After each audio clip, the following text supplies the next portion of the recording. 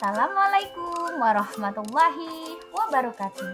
Hai, bertemu lagi dengan Ibu. Ibu doakan selalu sehat dan rajin belajar ya. Pada video pembelajaran kali ini, kita akan mempelajari tentang bagian-bagian tumbuhan dan fungsinya. Assalamualaikum warahmatullahi wabarakatuh. Hai, bertemu lagi dengan Ibu.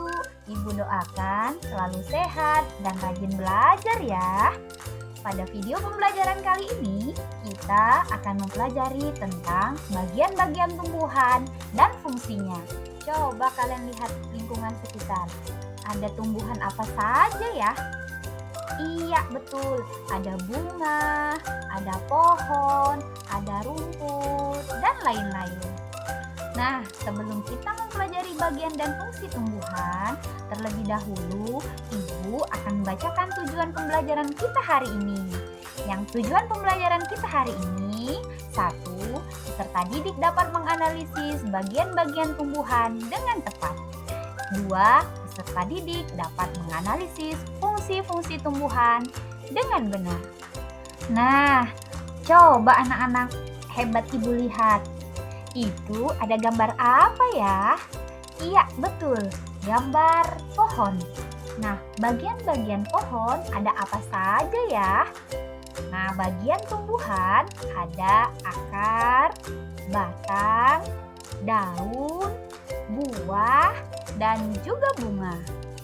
Tahukah kalian, tumbuhan memiliki bagian dan fungsinya masing-masing. Yang pertama adalah batang. Batang berfungsi mengangkut air dan nutrisi dari akar ke daun, menyalurkan hasil fotosintesis ke seluruh tubuh, serta menyimpan cadangan makanan seperti kentang dan ubi jalar. Yang kedua adalah akar. Akar berfungsi menopang tumbuhan, menyerap air dan nutrisi dari dalam tanah dan menyalurkannya ke bagian lain, serta menyimpan cadangan makanan seperti singkong dan wortel. Yang ketiga adalah fungsi daun. Daun berfungsi sebagai tempat terjadinya proses fotosintesis, tempat keluarnya uap air dan oksigen. Keempat adalah bunga. Fungsi bunga adalah sebagai alat perkembangbiakan tumbuhan. Dan yang terakhir adalah buah. Fungsi buah adalah menyimpan cadangan makanan, membungkus dan melindungi biji, memencar biji agar tersebar luas. Tahukah kalian, daun juga memiliki jenis-jenis. Nah, di sini Ibu akan memberikan gambaran tentang jenis-jenis daun. Yang pertama, daun menyirip. Yang kedua, daun menjari. Yang ketiga, daun melengkung. Yang keempat, daun sejajar. Untuk melihat jenis-jenis daun dan contohnya, dikatakan daunnya melengkung, menjari, menyirip, dan sejajar, kita bisa lihat berdasarkan tulang daunnya. Untuk contoh daun menyirip, yang pertama adalah daun jambu. Yang kedua ada daun ketapang, ketiga ada daun rambutan, dan keempat daun simpur. Untuk contoh daun menjari, dikatakan daunnya menjari artinya tulang daun menyerupai jari manusia. Nah, contohnya ada daun singkong, daun pepaya, daun jarak, dan daun labu. Anak-anak hebat Ibu, tadi ada yang namanya daun menjari, sekarang contoh daun melengkung. Berarti tulang daunnya melengkung. Nah, ini ada Ibu berikan 4 contoh daun melengkung. Yang pertama, daun sirih. Kedua, daun lada atau sahang. Ketiga, daun kencur. Yang keempat, daun gembiri. Di lingkungan sekitar banyak kalian jumpai contoh daun sejajar. Di antaranya ada daun pandan, daun tebu, daun jagung, serta daun kelapa. Anak-anak hebat Ibu, Tadi kalian sudah belajar jenis-jenis daun. Sekarang kita akan mempelajari jenis-jenis akar. Tahukah kalian, akar itu ada beberapa macam. Kita akan mempelajari beberapa jenis akar. Yang pertama, akar tunggang. Contohnya adalah pohon akasia, mangga, jeruk, pohon jati, dan lain-lain. Untuk yang kedua, akar serabut. Contohnya pohon kelapa, pohon pepaya, pohon jagung, pohon tebu, pohon bambu, dan lain-lain. Nah, ini ada juga akar pelekat. Akar pelekat itu akarnya nempel bisa pada tumbuhan lain atau benda-benda di sekitarnya. Contohnya adalah sirih dan lada. Yang keempat, akar gantung. Contohnya adalah pohon beringin dan pohon anggrek. Oke, mari kita lanjutkan untuk mengetahui jenis-jenis batang. Anak hebat ibu, apa kalian tahu jenis-jenis batang ada berapa? Iya, betul. Jenis-jenis batang ada 3 macam. Ada batang basah, batang berkayu, dan batang rumput.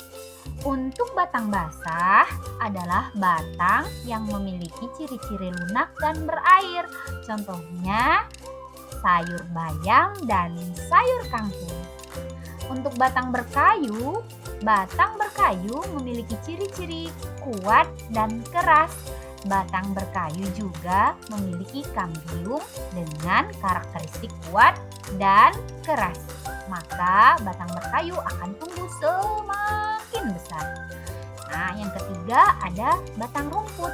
Batang rumput adalah batang yang memiliki ciri-ciri ruas yang nyata, ruas berongga, dan batang-batangnya tidak keras.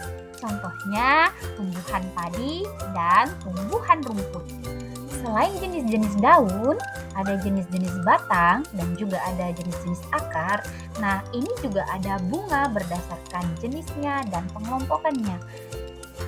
Pengelompokan bunga menurut jenisnya ada 2 macam. Ada bunga sempurna dan bunga tak sempurna. Bunga sempurna adalah bunga yang memiliki alat kelamin jantan atau benang sari dan alat kelamin betina, yaitu putik, secara bersama-sama dalam satu organ. Sedangkan bunga tak sempurna, bunga tidak sempurna adalah bunga yang hanya memiliki salah satu kelamin saja. Artinya, bunga tidak sempurna hanya memiliki alat kelamin jantan, benang sari, atau alat kelamin betina, yaitu putik. Tada! Ini dia gambar bagian-bagian bunga sempurna. Pada bunga sempurna, ada yang namanya mahkota, ada kepala sari, ada benang sari, ada kepala putik, tangkai putik, ada kelopak, bakal biji, dasar bunga, dan tangkai bunga. Untuk bagian-bagian bunga sempurna, contohnya bisa didapat dari bunga bugenvil, bunga sepatu, bunga alamanda, bunga kamboja, bunga matahari, serta bunga tulip. Oke, untuk yang ini kita mempelajari tentang bagian-bagian bunga tak sempurna. Pada bunga tak sempurna ada yang namanya bunga jantan dan bunga betina. Bunga jantan artinya bagian-bagiannya dia hanya memiliki kepala putih, tangkai putih, serta bakal biji. Sedangkan bunga jantan ada yang namanya serbuk sari, kepala sari, serta tangkai sari. Untuk contoh bunga tak sempurna bisa dari bunga jagung, bunga melinjo, bunga pakis haji, bunga salak, bunga pepaya, serta bunga kelapa. Demikianlah video pembelajaran Ibu tentang bagian-bagian dan fungsi tumbuhan. Semoga anak hebat Ibu semangat dalam belajar ya. Bertemu lagi nanti dalam video pembelajaran Ibu berikutnya. Terima kasih. Wassalamualaikum warahmatullahi wabarakatuh.